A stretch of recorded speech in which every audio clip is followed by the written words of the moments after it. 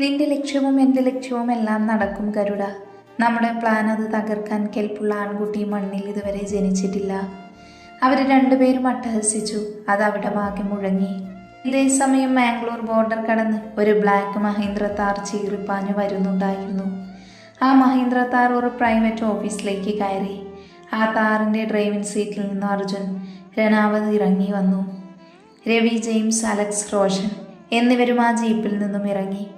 അവർ office തുറന്ന് അകത്തേക്ക് കയറി. അവർ ഹാളിൽ തങ്ങളുടെ പ്രൊജക്റ്റ് സെറ്റ് ചെയ്തു. ചുമരിൽ അവരുടെ ടാർഗറ്റുകളുടെ ഫോട്ടോസ് ചുമരിൽ ഒട്ടിച്ചു. ഒപ്പം റഹ്മാൻ പറഞ്ഞതനുസരിച്ച് വരച്ചു വെച്ച അസ്ലം മുഹമ്മദിൻ്റെ രേഖാചിത്രവും പിൻ ചെയ്തു വെച്ചു. Okay boys, now we are on to the mission. ഇവിടെയുള്ള അയാളുടെ ലിങ്കുകളെല്ലാം നമ്മൾ അന്വേഷിക്കണം. ഓരോ മുക്കും മൂലയും എവിഡൻസ് പോലും മിസ് ചെയ്യാൻ പാടില്ല. അർജുൻ അവരെ അഭിമുഖീകരിച്ചുകൊണ്ട് പറഞ്ഞു. സർ, ആ മിസൈൽ അതിവിടെ കൊണ്ടുവന്നത് ഒരു ട്രക്കിൽ തന്നെയാണ്. സോ അങ്ങനെ ഒരു ട്രക്ക് സൂക്ഷിക്കാൻ പറ്റിയ ഗോഡൗൺ ഉണ്ടോ എന്ന് ആദ്യം അന്വേഷിക്കണം. അതിനുശേഷം ട്രാക്ക് ചെയ്താൽ അവനിൽ എത്തിപ്പെടാൻ പറ്റും. റോഷൻ പറഞ്ഞതും അർജുൻ്റെ മുഖത്തൊരു ചിരി തെളിഞ്ഞു. യെസ്, അത് തന്നെയാണ് നമ്മുടെ മാസ്റ്റർ പ്ലാൻ. പിന്നെ ഇവിടെ അയാൾക്കൊരു ഏജൻ്റ് ഉണ്ട്, സാഗർ. അവനെ ആദ്യം പൊക്കണം. അവനിൽ നിന്ന് കൂടുതൽ വിവരം ലഭിക്കും. അയാൾ പറഞ്ഞതും അവർ അറ്റൻഷനിൽ നിന്നു. Sir, we are ready for the mission. അവർ സല്യൂട്ട് ചെയ്തുകൊണ്ട് പറഞ്ഞു. Okay boys, let's move. അവരെല്ലാവരും പുറത്തേക്ക് നടന്നു. ആ ജീപ്പ് അവിടെ നിന്ന് പുറത്തേക്ക് കുതിച്ചു. അപ്പോളോ ഹോസ്പിറ്റലിന് മുന്നിൽ മഹിയുടെ BMW കാർ വന്ന് നിന്നു. മഹി ഡ്രൈവിംഗ് സീറ്റിൽ നിന്നും പുറത്തേക്ക് ഇറങ്ങി. അവൻ ഫോൺ എടുത്ത് നന്ദുവിനെ വിളിച്ചു. ഹലോ നന്ദു, നീ എവിടെയാ? നിനക്കൊരു സർപ്രൈസ് ഉണ്ട്, വേഗം പുറത്തേക്ക് വാ. അവൻ ഫോണിലൂടെ ചിരിച്ചുകൊണ്ട് പറഞ്ഞു. എൻ്റെ കണ്ണേട്ട, ഞാനിവിടെ ഒരു ഇമ്പോർട്ടൻ്റ് കാര്യം ചെയ്തുകൊണ്ടിരിക്കുക. ഇപ്പോൾ വരാൻ പറ്റുമെന്ന് തോന്നുന്നില്ല, അവൾ പതിഞ്ഞ സ്വരത്തിൽ പറഞ്ഞു. അവൾ ഫോണിൽ പറയുന്നത് ഡോക്ടർ ജയൻ ശ്രദ്ധിക്കുന്നുണ്ടായിരുന്നു. അവൾ ഫോൺ കട്ട് ചെയ്തതും അവൻ ഹോസ്പിറ്റലിനകത്തേക്ക് കയറി. So we must be very careful while doing operation. Jayan sir class എടുക്കുകയായിരുന്നു. പെട്ടെന്ന് ഡോറ് തുറന്ന് മഹി അകത്തേക്ക് കയറി. Mahi, what is this? Jayan പെട്ടെന്ന് അലറി. Shut up. അവൻ തിരിച്ചു പറഞ്ഞതും അയാൾ ഞെട്ടി. നന്ദു വാ. അവൻ നന്ദുവിൻ്റെ കൈ പിടിച്ച് പുറത്തേക്ക് കൊണ്ടുപോയി. കണ്ണേട്ട, എന്താ ഇത്? ക്ലാസ് അല്ലേ അവിടെ? അവൾ മൃദുലമായി പറഞ്ഞു. ഇത് ക്ലാസ്സിനേക്കാൾ ഇമ്പോർട്ടൻ്റ് ആണ്. നീ വാ, കാണിച്ചു തരാം. അവൻ അവളെ കാറിലേക്ക് കയറ്റി. ആ കാർ അവിടെ നിന്ന് പുറത്തേക്ക് പോയി. പ്രൈവറ്റ് ഹെലിപ്പാഡുള്ള ഒരു ഗ്രൗണ്ടിൽ ആ കാർ വന്നു നിന്നു. ഇതെന്താ മഹി ഇവിടെ? അവൾ അന്തം വിട്ട് ചോദിച്ചു. നിക്ക് നന്ദു, സർപ്രൈസ് അങ്ങനെ പെട്ടെന്ന് പറയാൻ പറ്റുമോ? വെയിറ്റ് ചെയ്യ്.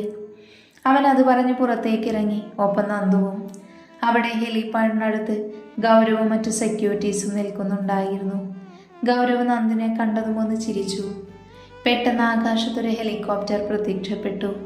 അത് പതിയെ ഹെലിപ്പാഡിലേക്ക് ലാൻഡ് ചെയ്തു. നന്ദു ഒന്നും മനസ്സിലാവാതെ നിന്നുപോയി. ആ ചോപ്പറിൽ നിന്ന് നന്ദുവിൻ്റെ അച്ഛനും അമ്മയും അനിയനും ഇറങ്ങി വന്നു. അവൾ അവരെ കണ്ടതും അടുത്തേക്ക് ഓടിച്ചെന്നു. അമ്മേ, അച്ഛാ. അവൾ അവരെ കെട്ടിപ്പിടിച്ചു. അത് കണ്ട് മഹി സന്തോഷത്തോടെ ചിരിച്ചു. നന്ദു മഹിയെ നോക്കി അവൻ്റെ അടുത്തേക്ക് ചെന്നു. മഹി, ഞാൻ മനസ്സിൽ ആഗ്രഹിച്ചതാണ് അച്ഛനെയും അമ്മയെയും കാണണമെന്ന്. അത് ഇത്ര പെട്ടെന്ന് ഞാൻ പ്രതീക്ഷിച്ചില്ല, അവൾ കണ്ണുകൾ നിറച്ചുകൊണ്ട് പറഞ്ഞു. ആ മനസ്സിൽ അങ്ങനെ ഒരു ആഗ്രഹമുണ്ടെന്ന് എനിക്കും അറിയാമായിരുന്നു. അതല്ലേ ഞാനെല്ലാം അറേഞ്ച് ചെയ്ത് അവരെങ്ങോട്ടേക്ക് കൊണ്ടുവന്നത്, അവൻ പുഞ്ചിരിച്ചുകൊണ്ട് പറഞ്ഞു. മോനെ, നിന്നെ പറ്റി നന്ദു പറഞ്ഞിട്ടുണ്ട്. ഒരുപാട് സന്തോഷമുണ്ട്. എൻ്റെ മകൾ ആഗ്രഹിച്ച ജോലി അത് കിട്ടാൻ നീയാണ് കാരണം. ഇന്നിപ്പോൾ ഇവളെ ഇങ്ങനെ ചിരിച്ചു കണ്ടപ്പോൾ മനസ്സ് നിറഞ്ഞു ഞങ്ങളുടെ. അവളുടെ അച്ഛൻ അവൻ്റെ മുന്നിൽ കണ്ണുകൾ നിറച്ചു. എന്താ എങ്കിൽ ഇനി കുറച്ച് ദിവസം നന്ദുവിൻ്റെ കൂടെ താമസിച്ചിട്ടൊക്കെ പോവാം. ഗൗരവ് ഇവരെ നമ്മുടെ ഗസ്റ്റ് ഹൗസിൽ കൊണ്ടുപോകണം. അവിടെ വേണ്ട അറേഞ്ച്മെൻറ്റ്സ് ചെയ്യണം കേട്ടോ. അവൻ പറഞ്ഞതും ഗൗരവ് ശരിയെന്ന മട്ടിൽ തലയാട്ടി. നന്ദു മഹിയെ ഒന്ന് മാറ്റി നിർത്തി. മഹി, എങ്ങനെയാ നന്ദി പറയാന്നറിയില്ല. എന്തായാലും എനിക്ക് വേണ്ടി ഒരുപാട് കാര്യങ്ങൾ ചെയ്തു. എന്ത് തിരിച്ചു ചെയ്താലും പകരമാവില്ല. അവൾ അവൻ്റെ മുന്നിൽ അത് പറഞ്ഞതും അവളുടെ കണ്ണുകൾ നിറഞ്ഞു. നന്ദു ഇരുട്ടായിരുന്നു. എൻ്റെ ജീവിതത്തിൽ നീ വന്നതിനു ശേഷം ആ ഇരുട്ട് മാറി ഒരു വെളിച്ചം നിറഞ്ഞു. അതിനു പകരം ഞാൻ എന്ത് ചെയ്താലും അതിന് തുല്യമാവില്ല. പിന്നെ നമുക്കിടയിൽ ഒരു ഫോർമാലിറ്റി അത് വേണ്ട. നീ അവരുടെ കൂടെ പോയി ഹാപ്പി ആയിരിക്ക്. അവൻ ചിരിച്ചുകൊണ്ട് പറഞ്ഞതും അവൾ അമ്മയ്ക്കും അച്ഛനും നേരെ തിരിഞ്ഞു. ഗൗരവ് അവിടെ ഇട്ടിരുന്ന ബെൻസിലേക്ക് അവരെ എല്ലാവരെയും കയറ്റി. ഗൗരവ് മഹിയുടെ അടുത്തേക്ക് ചെന്നു. ബോസ്, അവർക്ക് 24/7 സെക്യൂരിറ്റി ഉണ്ടാവും. പക്ഷേ ബോസ്, ഞാൻ അവരുടെ കൂടെ പോയാൽ ബോസിനെ സപ്പോർട്ട് ചെയ്യാൻ ഞാൻ ബോസിൻ്റെ കൂടെ നിന്നോളാം. ഗൗരവ് അത് പറയുമ്പോൾ അവൻ്റെ തൊണ്ടയിടറി. ഗൗരവ്, ഞാൻ ഒറ്റയ്ക്ക് തന്നെയല്ലേ പല കാര്യങ്ങളും സോൾവ് ചെയ്തിട്ടുള്ളത്. അവർക്കാണ് സെക്യൂരിറ്റി ആവശ്യം. ആസ്ലം മുഹമ്മദും ഗരുഡനും അവരെയാണ് ടാർഗറ്റ് ചെയ്തിരിക്കുന്നത്. സോ നിങ്ങൾ അവരെ നോക്ക്. ആ ഗരുഡനെ പറ്റി അന്വേഷിക്കാൻ നമ്മുടെ ആളുകളോട് പറഞ്ഞിട്ടുണ്ട്. ഒരു ലുകിട് കിട്ടിയ അറ്റാക്ക് അല്ലാതെ വേറെ മാർഗമില്ല. അവൻ വല്ലാത്തൊരു ഗൗരവത്തോടെ പറഞ്ഞു. ബോസ്, ഞങ്ങൾ മരിച്ചാലും അവരുടെ ദേഹത്തൊരു പോറൽ പോലും ഏൽക്കാൻ ഞങ്ങൾ സമ്മതിക്കില്ല. ഗൗരവ നിശ്ചയദാർഢ്യത്തോടെ പറഞ്ഞുകൊണ്ട് ആ കാറിനെ ലക്ഷ്യം വെച്ച് നടന്നു. ആ മെഴ്സിഡസ് ബെൻസും അതിൻ്റെ പിന്നിലായി 4 ഫോർച്യൂണറും അവിടെ നിന്നും പോയി. പെട്ടെന്ന് മഹിയുടെ ഫോൺ റിങ് ചെയ്തു. ഹലോ. അവൻ ഫോൺ എടുത്തു. ബോസ്, ഞാൻ രാഹുലാണ്. ഈ അസ്ലം മുഹമ്മദിനെ പിടിക്കാൻ ഒരു ടീം എത്തിയിട്ടുണ്ട്. 1 mister Arjun Ranawat. A brilliant cop. Details ഞാൻ മെയിൽ ചെയ്തിട്ടുണ്ട്, നോക്കിക്കോളൂ. അത് പറഞ്ഞപ്പുറത്ത് ഫോൺ കട്ടായി. മഹി ലാപ്പെടുത്ത് മെയിൽ ഓപ്പൺ ചെയ്തു. അർജുൻ്റെ മുഖം ഡിസ്പ്ലേയിൽ തെളിഞ്ഞു വന്നു. മഹി ആ മുഖം കണ്ടൊന്ന് ചിരിച്ചു. ഇസാം മുഹമ്മദ് തൻ്റെ പ്രൈവറ്റ് റൂമിൽ ഹോം തിയേറ്റർ നന്ദുവിൻ്റെയും ഫാമിലിയുടെയും ഫോട്ടോസ് മാറി മാറി നോക്കിക്കൊണ്ടേയിരുന്നു. എൻ്റെ സാമ്രാജ്യം ഇവിടെ നിലയുറപ്പിക്കാൻ കഴിയാത്തതിൻ്റെ കാരണം അവനാണ് മഹീന്ദ്രൻ. 2 വർഷം മുൻപ് എൻ്റെ 100 കോടി വിലമതിക്കുന്ന ഡ്രഗ്സ് പോലീസ് കയ്യിലെത്തിച്ചത് ഇവനാണ്. മഹീന്ദ്രൻ, അവന് ഏറ്റവും പ്രിയപ്പെട്ട ഇവളെ എനിക്ക് മതിവരുവോളം ആസ്വദിക്കണം. എന്നിട്ട് അവളുടെ ജഡം അവന് മുന്നിൽ ഇട്ടുകൊടുക്കണം. എന്നാലേ എൻ്റെ ഉള്ളടങ്ങുകയുള്ളൂ. ഇസാം വല്ലാത്ത പകയോടെ പറഞ്ഞു. പെട്ടെന്ന് റൂമിലേക്ക് ഗരുഡൻ കയറി വന്നു. ഇസാം, എന്തായി നമ്മുടെ പ്ലാൻ? ഇവിടെ നിന്ന് നമ്മൾ പൊക്കും. അയാൾ ഒരു വഷളം ചിരിയോടെ നന്ദുവിൻ്റെ ഫോട്ടോ നോക്കി പറഞ്ഞു. നമ്മുടെ ആളുകൾ പോയിട്ടുണ്ട്. കിട്ടിയാൽ ഇന്ന് തന്നെ നമ്മുടെ അത്താഴം അവളായിരിക്കും. ഇസാം അട്ടഹസിച്ചുകൊണ്ട് പറഞ്ഞു. ഭയ്യ, ഒരു ഇൻഫോർമേഷൻ കിട്ടിയിട്ടുണ്ട്.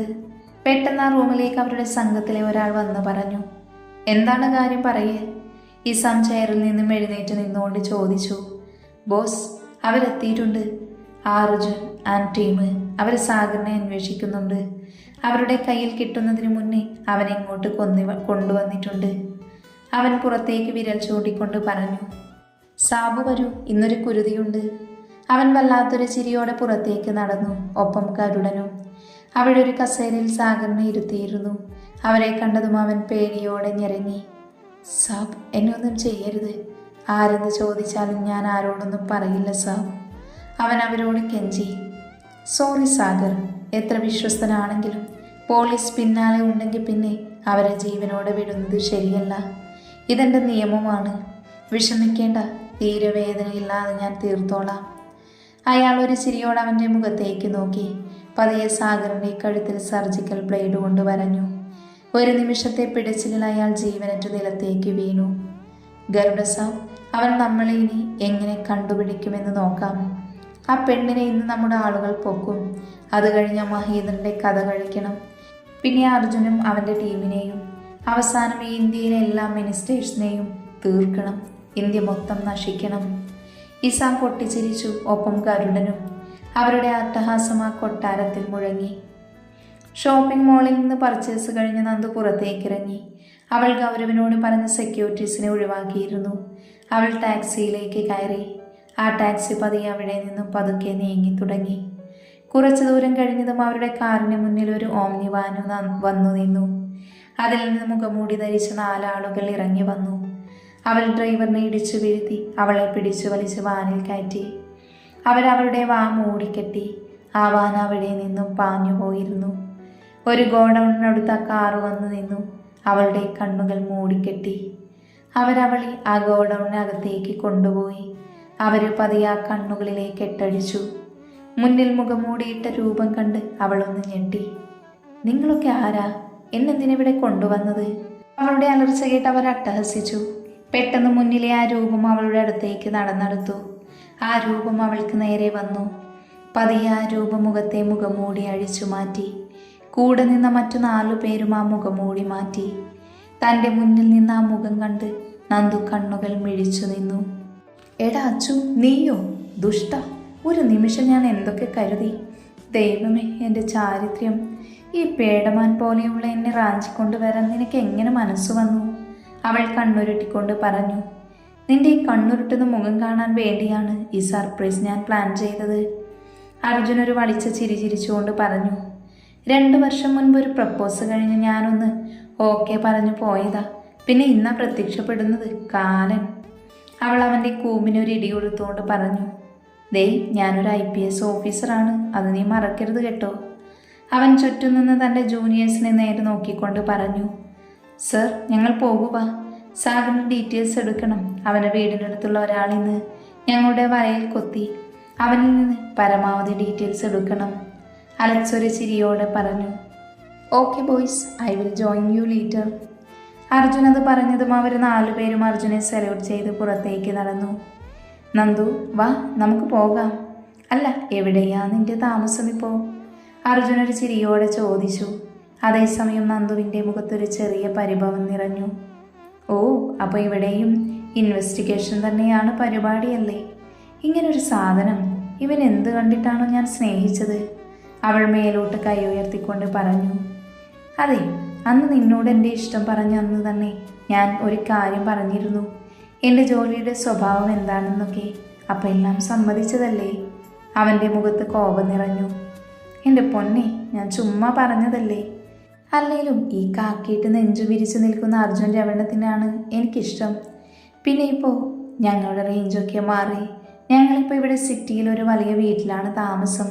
അച്ഛനും അമ്മയും ഒക്കെ ഉണ്ട് ഇവിടെ. അവളൊരു പൊങ്ങച്ചം പോലെ പറഞ്ഞു. ഓ, അതെന്താ, നിനക്ക് വല്ല ലോട്ടറി അടിച്ചോ ഇത്ര ഗംഭീരമായി താമസിക്കാൻ? അവൻ കളിയാക്കിക്കൊണ്ട് മറുപടി പറഞ്ഞു. ഓ, കോമഡി അച്ചുവേട്ടവാ, ഞാൻ കാണിച്ചു തരാം. അവൾ അവൻ്റെ കൈ പിടിച്ച് ദൂരെ നിന്നിരുന്ന ബ്ലാക്ക് താറിനെ ലക്ഷ്യമാക്കി നടന്നു. അവർ 2 പേരും ആ ജീപ്പിലേക്ക് കയറി. ആ താർ അവിടെ നിന്നും പാഞ്ഞുപോയി.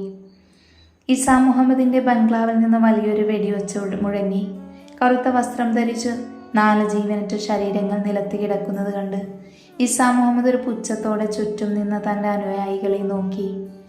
ഈ ഇസാ മുഹമ്മദ് ഒരു കാര്യം ഏൽപ്പിച്ച ആ ജോലി തീരണം. ഇല്ലെങ്കിൽ ആരാണോ ആ ജോലി ഏറ്റെടുത്തത് അവർ തീരണം. ഇങ്ങനെ തോറ്റുകൊണ്ട് എന്നെ മുന്നിൽ വന്ന അവർക്ക് പരലോകത്തുള്ള വഴി അത് ഞാൻ കാണിക്കും. അവൻ തൻ്റെ പിസ്റ്റനിൽ നിന്ന് ഉയർന്നൊരു പുക ഊതിക്കൊണ്ട് പറഞ്ഞു. ഇസാം, എന്നാലും അവൾ നമ്മുടെ കയ്യിൽ നിന്ന് രക്ഷപ്പെട്ടല്ലോ. ഇന്ന് അവളെ നമുക്ക് കിട്ടുമെന്ന് മോഹിച്ചു. പക്ഷേ ഇവരുടെ അശ്രദ്ധ കാരണം ആ മഹിക്കൊരു തിരിച്ചടി കൊടുക്കാൻ പറ്റിയ അവസരമായിരുന്നു. ഗരുഡൻ ഒരു നിരാശയോടെ പറഞ്ഞു. അവൾ തൽക്കാലം രക്ഷപ്പെട്ട് നടക്കട്ടെ ഗരുഡ. അവളാണ് ഇന്ന് മഹിയുടെ വിളിച്ചതെന്ന് ഞാൻ അറിഞ്ഞു. അപ്പോൾ എളുപ്പത്തിൽ അവളെ തീർക്കാൻ പാടില്ല. അവൾ കരയണം. അവളുടെ കണ്ണുനീർ കണ്ടാൽ അവൻ തകരും. ആ തകർച്ചയിൽ നിന്ന് പിന്നെ ഒരിക്കലും അവൻ എഴുന്നേൽക്കരുത്. ഇസാം തൻ്റെ പല്ലുകൾ ഞെരിച്ചുകൊണ്ട് പറഞ്ഞു. ഇസാം, നീ എന്താണ് ഉദ്ദേശിക്കുന്നത്? അവളെ കൊല്ലുന്നതിനും വലിയ ശിക്ഷ എന്താണ്? ഗരുഡനൊന്നും മനസ്സിലാവാത്ത മട്ടിൽ ചോദിച്ചു. അവൾക്ക് ഏറ്റവും പ്രിയപ്പെട്ടവർ ഓരോരുത്തരായി. അവളുടെ അടുത്ത സുഹൃത്തുക്കൾ, അവരിൽ നിന്ന് തുടങ്ങാം ഗരുഡ സാബ്. അവൻ തൻ്റെ മുന്നിലെ ടേബിളിലേക്ക് കുറച്ച് ഫോട്ടോകൾ എറിഞ്ഞുകൊണ്ട് അട്ടഹസിച്ചു. ഇസാം, എന്നാൽ ആദ്യപടി എൻ്റെ കൈ കൊണ്ടാവാം. ആർക്കാണ് ഭാഗ്യമെന്ന് നമുക്ക് നോക്കാം. അയാൾ അതിൽ നിന്നൊരു ഫോട്ടോ എടുത്തു. എന്നിട്ട് അത് ഇസാമിന് നേരെ നീട്ടി. ഓ പാവം കുട്ടി, ഈ ചെറിയ പ്രായത്തിൽ പൊലിഞ്ഞു പോവാനാണല്ലോ നിന്റെ വിധി. അയാൾ ആ ഫോട്ടോയിലേക്ക് തീക്ഷ്ണമായി നോക്കിക്കൊണ്ട് പറഞ്ഞു. എന്നിട്ട് തൻ്റെ അടുത്ത് നിന്നിരുന്ന തൻ്റെ അനുയായികളെ 4 പേരെ വിളിച്ചെടുത്ത് നിർത്തി. ഇതാണ് നിങ്ങൾക്കുള്ള വേട്ട, പിഴക്കരുത്. നാളെ തന്നെ മഹിക്കും അവൻ്റെ നന്ദുവിനും ഇസാമിൻ്റെ ഈ സമ്മാനം എത്തിയിരിക്കണം. ഇസാം അവർക്ക് ആ ഫോട്ടോ കൈമാറിക്കൊണ്ട് പറഞ്ഞു. അവരയാളെ വണങ്ങിക്കൊണ്ട് പുറത്തേക്ക് നടന്നു. ഇസാം ഒരു സിഗരറ്റ് എടുത്ത് ചുണ്ടിൽ വെച്ച് അത് തെളിയിച്ചു.